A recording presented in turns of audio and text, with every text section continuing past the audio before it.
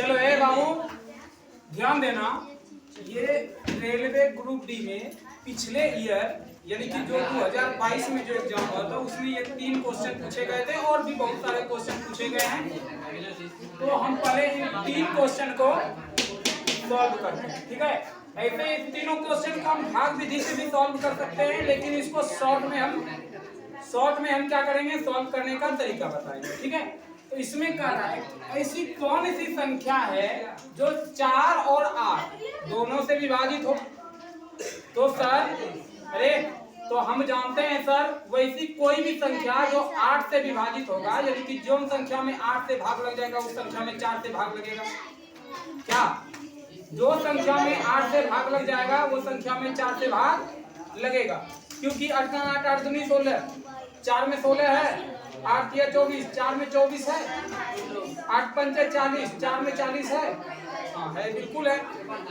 तो हम देख लेंगे क्या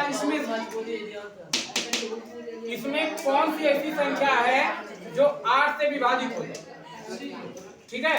तो कैसे जानेंगे, मान लो ये छोटी संख्या थी, तुमने तो भाग देकर चेक कर लिया। अगर कोई बड़ी संख्या होती तो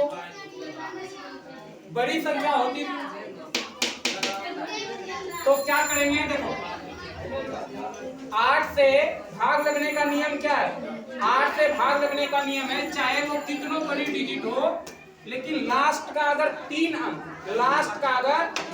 अंक अगर 8 से विभाजित हो जाती है तो वह पूरी संख्या 3 से ये 8 से विभाजित होगी, किससे 8 से। तो देख लो 8 से किसमें लास्ट का 3 संख्या विभाजित है। तो यहाँ देखो अगर इसमें हम 8 से भाग देंगे 3 संख्या में तो 8 चौके 32, बचेगा 6 पे उतरेगा 2, 62। तो 8 के टेबल में 62 नहीं है, ये ऑप्शन मेरा खत्म हो गया। अगला ऑप्शन देखते हैं, 3 संख्या, इसमें देखेंगे तो 8 चौके 32, 2 पे उतरेगा 2 यानी कि 22, 8 से विभाजित नहीं है, ये भी खत्म।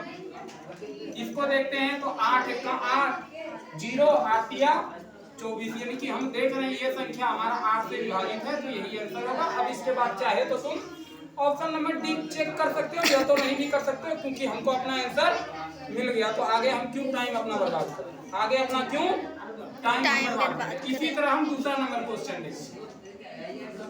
तो दूसरा नंबर क्वेश्चन देखो क्या है कि रूट में 2 है, प्लस रूट में 2 है, प्लस रूट में 2 है और प्लस रूट में 2 है, और ये इन्फिनिटी तक गया है, इसका कोई मान नहीं है कि कहां तक ये जाए, ठीक है। तो अब देखो अगर इस तरह का सवाल रहे तो इसको सबसे शॉर्ट में बनाने का तरीका क्या है कि इसको इस संख्या से तोड़ो कि गुना करें तो 2 आए और जोड़ घटाव करें तो 1 आ जाए, घटाव करें तो 1 आ जाए, घटाव करें तो 1 आ जाए। अब देखो क्या हम कर सकते हैं, सर रूट 2 है, इसको क्या हम 2 गुना 1 लिख सकते हैं, 2 गुना 1 लिख सकते हैं, क्योंकि 2 गुना 1 करेंगे तो 2, और 2 में 1 घटाएंगे तो 1, घटाने के बाद हमारा 1 आना चाहिए और गुना करने के बाद हमारा 2 आना चाहिए। अब हम देख लिया सर इसमें 2 संख्या हो सकती है, चाहे तो 2 चाहे तो 1। अब देखेंगे कि आगे कौन सा चिन्ह दिया हुआ, अगर प्लस का चिन्ह दिया हुआ है तो बड़ी वाली संख्या आंसर हो जाएगी, और अगर माइनस का चिन्ह दिया है तो छोटी वाली संख्या आंसर में हो जाएगी। तो देखो अभी हम किस चीज का चिन्ह दिया है, इसमें किस चीज का चिन्ह दिया हुआ, तो कौन सा आंसर हो जाएगा 2। तो देखो ऑप्शन में कहीं 2 है, हाँ ऑप्शन में 2 है, ठीक। चलो इसी तरह हम तीसरे सवाल को सॉल्व करें, ध्यान देना। तीसरा सवाल हमारा है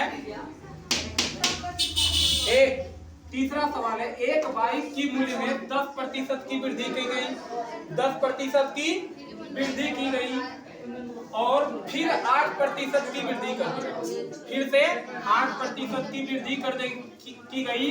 तो बताइए कि बाइक की कीमत में शुद्ध वृद्धि कितना होगी, बाइक की कीमत में शुद्ध वृद्धि कितना हो गया, मतलब टोटल वृद्धि कितनी होगी। जब इस तरह का टोटल वृद्धि पूछा जाए ना तो यहाँ पर 8% और 10% दिया हुआ है, तो परसेंटेज पर भी हम निकाल सकते हैं इस सवाल को, लेकिन हम इस सवाल को क्या करेंगे, शॉर्ट में सॉल्व करेंगे। तो शॉर्ट में सॉल्व करने के लिए याद रखना कि sir x plus y plus x गुना वाई बटे 100 ये फॉर्मूला अगर याद रखोगे तो ये तुम्हारा इसमें भी काम दे देगा। और चक्रवृद्धि ब्याज में तो ये पूरा का पूरा फार्मूला ही तुमको काम देगा, हर एक सवाल में यही फार्मूला काम देगा चक्रवृद्धि ब्याज में। तो हम इसी सवाल पे दिखाएंगे। ए बाबू आवाज बंद करो। x के बदले पहले कितना मान कर रहे हैं, तो पहले 10% की वृद्धि 10, प्लस के बदले प्लस, दूसरी बार कितने प्रतिशत की वृद्धि हो रही है, तो सर 8% की, प्लस के बदले प्लस 10 गुना 8 बटे 100, 10 गुना 8 बटे 100। देखो 0 से 0 कैंसिल, 0 से 0 कैंसिल, 10 के बदले 10, प्लस के बदले प्लस, 8 के बदले 8, 8 बटे 10, अरे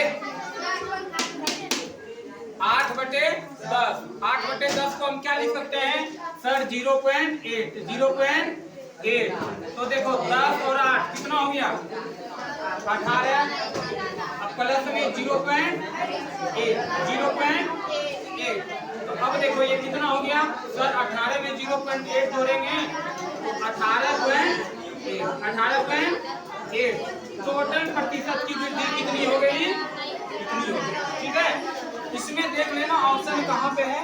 और ये ग्रुप डी में 28 तारीख 9वां महीना 2022 का आफ्टरनून यानी कि सेकेंड शिफ्ट में ये क्वेश्चन पूछा गया। ठीक है, ये क्वेश्चन भी हमारा ग्रुप डी में 30 तारीख 9वां महीना 2022 में फर्स्ट सीटिंग में पूछा गया है, ये भी हमारा सेकेंड सीटिंग में पूछा गया।